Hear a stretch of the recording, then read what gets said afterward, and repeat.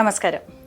കേരള സർക്കാരിൻ്റെ നിരവധി ക്ഷേമ വികസന പദ്ധതികളിൽ കേരളത്തിൻ്റെ പ്രിയങ്കരനായ മുഖ്യമന്ത്രി ശ്രീ പിണറായി വിജയൻ അവരുടെ നിർദ്ദേശമനുസരിച്ച് പ്രഥമ പരിഗണന നൽകുന്ന ഒരു ഉദ്യമം മാലിന്യമുക്ത നവകേരളം എന്ന ലക്ഷ്യമാണ്. ഈ ദൗത്യത്തിൽ പങ്കാളികളാകുന്ന അനേകം സംവിധാനങ്ങളിൽ മുഖ്യ പങ്ക് വഹിക്കുന്ന ഒന്ന് കേരള ഖരമാലിന്യ പരിപാലന പദ്ധതി അഥവാ കേരള സോളിഡ് വേസ്റ്റ് മാനേജ്മെൻറ്റ് പ്രോജക്റ്റാണ്.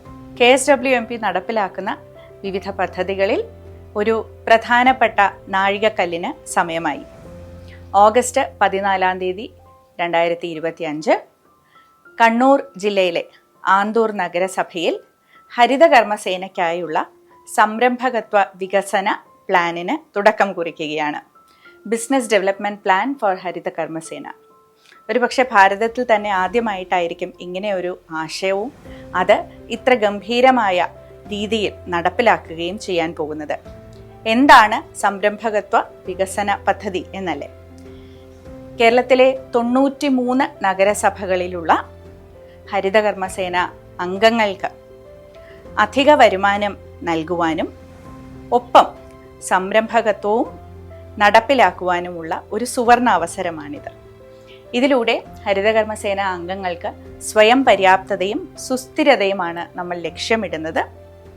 മാലിന്യമുക്ത നവകേരളം എന്ന ലക്ഷ്യത്തിലേക്ക് നാം നടന്നു നീങ്ങുമ്പോൾ അതിന് ഉതകുന്ന രീതിയിലുള്ള ഉപേക്ഷിക്കപ്പെടുന്ന വസ്തുക്കളിൽ നിന്നുള്ള അനവധി ഉൽപാദന യൂണിറ്റുകൾ, നിർമ്മാണ യൂണിറ്റുകൾ, ഒപ്പം വ്യാപാരം, വിപണനം ഇതെല്ലാം ഈ സംരംഭകത്വ വികസന പ്ലാനിൽ ഉൾപ്പെട്ടിട്ടുണ്ട്.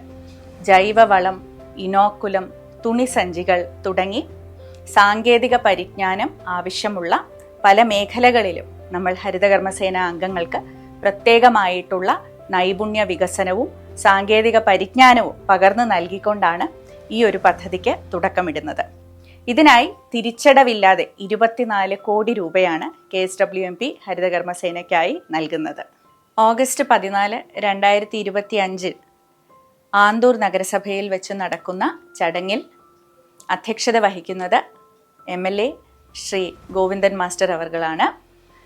ഈ സംരംഭകത്വ വികസന പദ്ധതിയുടെ സംസ്ഥാനതല ഉദ്ഘാടനം നിർവഹിക്കുന്നത് നമ്മുടെ പ്രിയങ്കരനായ തദ്ദേശ സ്വയംഭരണ വകുപ്പ് മന്ത്രി ശ്രീ MB രാജേഷ് അവർകളാണ്.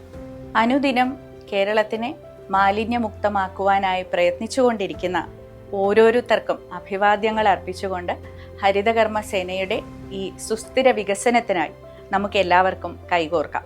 നമസ്കാരം.